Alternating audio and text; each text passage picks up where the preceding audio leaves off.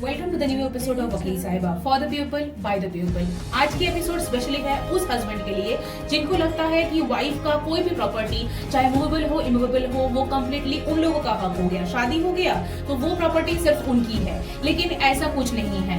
Supreme court के एक recent judgement में स्त्री धन इस वर्ड के बारे में आज हम लोग डिस्कस करेंगे, जिसके जजमेंट के बारे में ऑलरेडी सुप्रीम कोर्ट एक वास्ट इलैबोरेशन दी है। आइए जानते हैं ये स्त्री धन होता क्या है और इसका एप्लीकेबिलिटी क्या है और आपको ये जानना क्यों जरूरी है। इसमें केरल के फैमिली कोर्ट में सबसे पहले एक केस दर्ज होती है 2009 में, जिसका घटना कुछ ऐसा था कि शादी के पहले ही दिन हस्बैंड अपनी वाइफ के सारे गोल्ड ज्वेलरीज अपने पास रख लेते हैं, ये बोलते हुए कि वो उनके हाथ में सेफ रहेगा।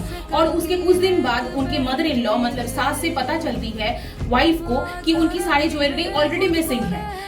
इस डिप्राइवेशन के बाद वाइफ जाके 2009 में केस लॉन्च करती है और जिसका जजमेंट 2011 तक फैमिली कोर्ट इनको एक इंटरिम ऑर्डर पास करते हैं वाइफ के फेवर में। और इसी जजमेंट के खिलाफ जब सुप्रीम कोर्ट में इन लोगों ने प्रेयर किया तो सुप्रीम कोर्ट भी इस जजमेंट को फेवर करते हुए 25 लाख रुपया कंपेंसेशन ऑलरेडी हस्बैंड के ऊपर चार्ज करते हैं, सिर्फ इस बात के लिए कि सुप्रीम कोर्ट का डायरेक्ट इलैबोरेशन यही था कि स्त्री धन इसका मतलब वाइफ को दिया हुआ कोई भी गिफ्ट, चाहे वो शादी से पहले हो, शादी के बाद हो या फिर जब वो लोग डिटैच्ड हो रहे हो, तभी भी जो भी प्रॉपर्टीज जो भी गिफ्ट वाइफ को दिया जाए वो सारे स्त्री धन के अंदर आता है, जिसका अधिकार सिर्फ और सिर्फ वाइफ को है।